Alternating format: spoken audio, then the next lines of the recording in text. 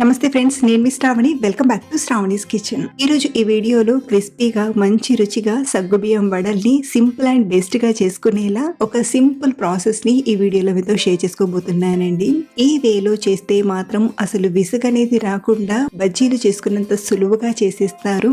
అంత తేలిగ్గా అనిపిస్తుంది. మరి ఇంకా ఆలస్యం చేయకుండా టేస్టీ అండ్ పర్ఫెక్ట్ గా ఈ వడల్ని ఎలా చేయాలో ఇప్పుడు చూద్దాం రండి. ముందుగా సగ్గుబియ్యం నానబెట్టడానికి ఒక బౌల్లోకి ఒక కప్పు సగ్గుబియ్యం తీసుకోండి. వెయిట్ వైజ్ 200 గ్రాముల వరకు తీసుకుంటున్నాను. ఇందులో నేను నీళ్ళని వేసి కాస్త ఇలా రబ్ చేసినట్టుగా చేస్తూ బాగా కడిగి నీళ్ళని వంపేసి తీసుకోండి. ఇలా నీళ్లు వంపి తీసుకున్నాక ఇందులోకి మనం తీసుకున్న కప్పు కొలతతోనే ఒక కప్పు నీళ్ళని తీసుకోండి. నీళ్లు మరీ ఎక్కువ వేయాల్సిన అవసరం లేదు. మనం ఏ గిన్నెతో అయితే సగ్గుబియ్యం తీసుకుంటామో అదే గిన్నెతో కొలిచి తీసుకుంటే నీళ్ళనేవి కరెక్ట్ గా సరిపోతాయి. ఇప్పుడు వీటిని ఒక 2-3 గంటలు బాగా నానబెట్టండి. అది మీరు మార్నింగ్ చేస్తున్నట్లయితే నైట్ గా సగ్గుబియ్యం నానబెట్టి మార్నింగ్ బ్రేక్ఫాస్ట్ లో అయినా చేసుకోవచ్చు. 3 గంటల తర్వాత మళ్ళీ చూపిస్తున్నాను. చూడండి, సగ్గుబియ్యం చక్కగా నాని నీళ్ళన్నీ చక్కగా అబ్జర్వ్ చేసుకుంది. ఒకవేళ మీరు నీళ్లు ఎక్కువగా తీసుకుంటే నీళ్ళనేవి ఉంటాయి. కొంచెం సేపు స్ట్రైనర్ లో వేసి పెట్టామంటే నీళ్లు చక్కగా అడిసిపోయి పొడి పొడిగా అవుతాయి. మొత్తానికి మనకైతే సగ్గుబియ్యం అనేవి చక్కగా నానాయి. అయితే పిండి కలపడానికి ముందుగా స్టవ్ ఆన్ చేసి కడాయిలోకి ఒక 3 టేబుల్ స్పూన్ల పల్లీలను తీసుకుని వేపండి. కనీసం ఇలా కలుపుతూ ఒక 3-4 నిమిషాలు వేపామంటే పల్లీలు ఇలా చక్కగా వేగుతాయి. ఇప్పుడు వీటిని ఒక ప్లేట్లోకి తీసుకొని ఇవి కొంచెం చల్లారాక పైపుట్టును తీసేసి తీసుకోండి. ఇలా పైపుట్టును తీసేసాక వీటిని రోట్లో కానీ లేదా ఏదైనా కవర్లో కానీ వేసి కొంచెం నలగొట్టి తీసుకోండి. మనం మిక్సీలో గ్రైండ్ చేసామంటే మరీ మెత్తని పొడిలా అయిపోతుంది కాబట్టి ఇలా కొంచెం పల్లి పలుకులు తెలిసేలా దంచి తీసుకోండి. అలాగే ఈ సాబుదానా వడల్లోకి ఒక 2 ఆలుగడ్డల్ని మెత్తగా ఉడికించి పైపుట్టును తీసేసి గ్రేట్ చేసి తీసుకోండి.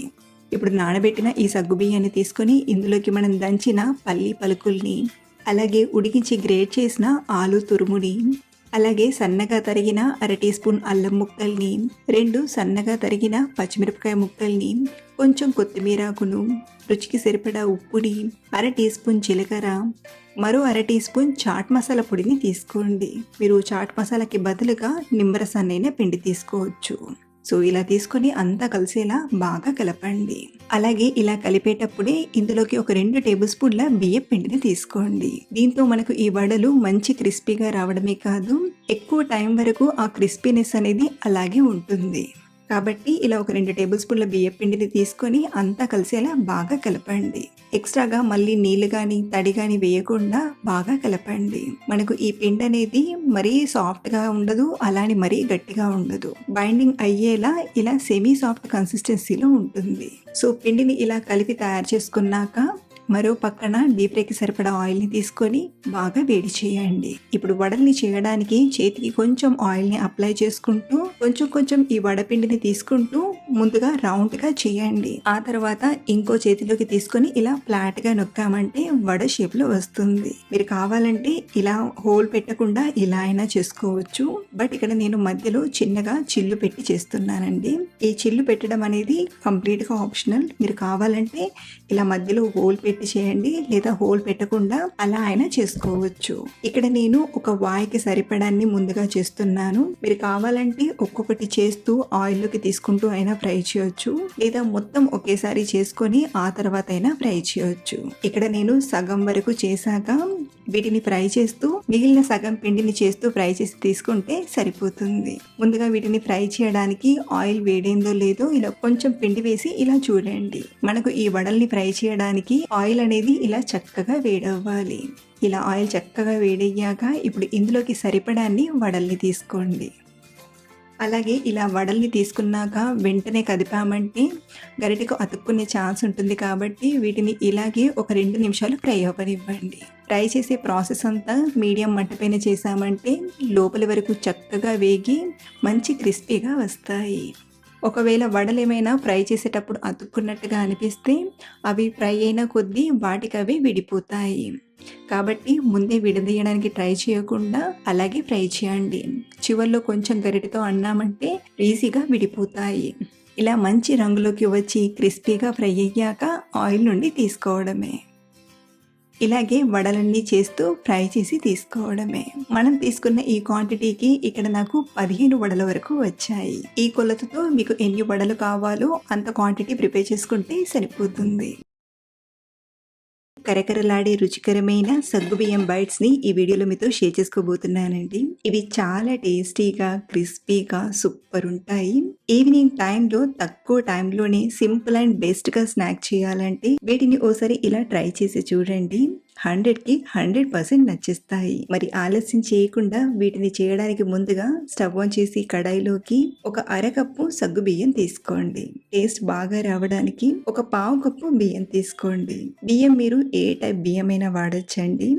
లేదా బియ్యం వేయడం ఇష్టం లేకపోతే బియ్యానికి బదులుగా అటుకులైనా తీసుకోవచ్చు. సో ఇలా తీసుకున్న వీటిని మీడియం ఫ్లేమ్లో బాగా ఫ్రై చేయండి.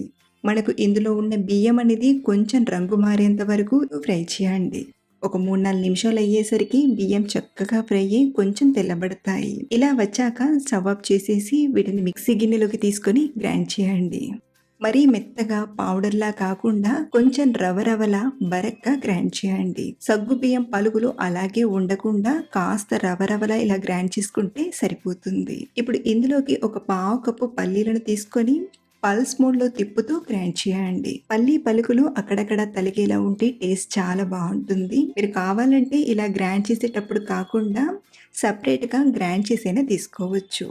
చూడండి, పల్లీలు మరీ మెత్తగా కాకుండా ఇలా పలుకుల్లా తగిలేలా గ్రైండ్ చేసి ఒక గిన్నెలోకి తీసుకోండి. ఇప్పుడు మళ్ళీ ఇదే మిక్సీ గిన్నెలోకి 4 అల్లం ముక్కల్ని, 4 పచ్చిమిరపకాయల్ని, 2 ఎండుమిరపకాయల్ని తీసుకోండి. ఇక్కడ మనం మన కారానికి తగ్గట్టుగా పచ్చిమిరపకాయల్ని, ఎండుమిరపకాయల్ని అడ్జస్ట్ చేసుకోవచ్చు. అలాగే 3-4 వెల్లుల్లిపాయల్ని, 1 టీ స్పూన్ ధనియాలను, 1/2 టీ స్పూన్ జీలకర్రను తీసుకొని మరీ మెత్తగా కాకుండా కొంచెం బరక్గా గ్రైండ్ చేసి తీసుకోండి.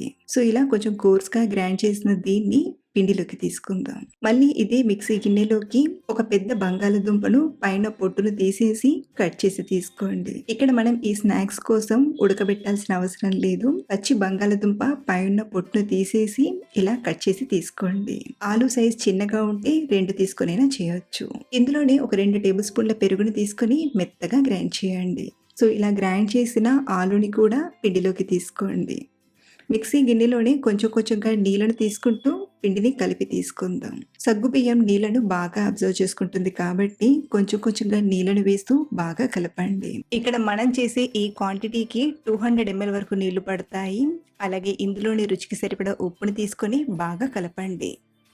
మనకు కన్సిస్టెన్సీ అనేది ఇలా ఉండాలి. ఇది నానేసరికి కొంచెం గట్టిపడుతుంది కాబట్టి ముందుగా ఇలా కలిపి ఒక 5-10 నిమిషాలు పక్కన పెట్టామంటే సగ్గు బియ్యం కొంచెం నాని సెట్ అవుతుంది. 10 నిమిషాల తర్వాత మళ్ళీ చూపిస్తున్నాను.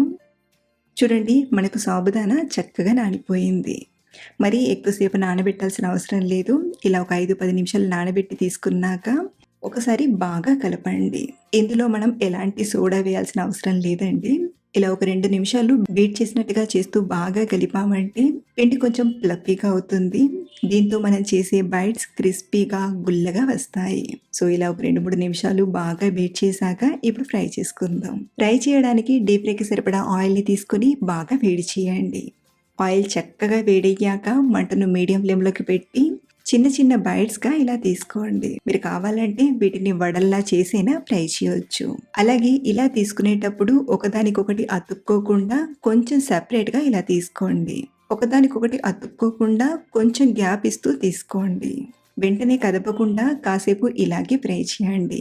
దీంతో మనకు బైట్స్ పై ఉన్న పిండి అనేది లైట్గా సెట్ అవుతుంది. ఆ తర్వాత మెల్లిగా కదుపుతూ మీడియం మంటపైనే బాగా ఫ్రై చేయండి. ఇవిలా మంచి బంగారు రంగులోకి వచ్చాక ఆయిల్ నుండి తీసుకోవడమే. ఇలాగే మిగతా వాటిని కూడా ఫ్రై చేసి తీసుకోండి.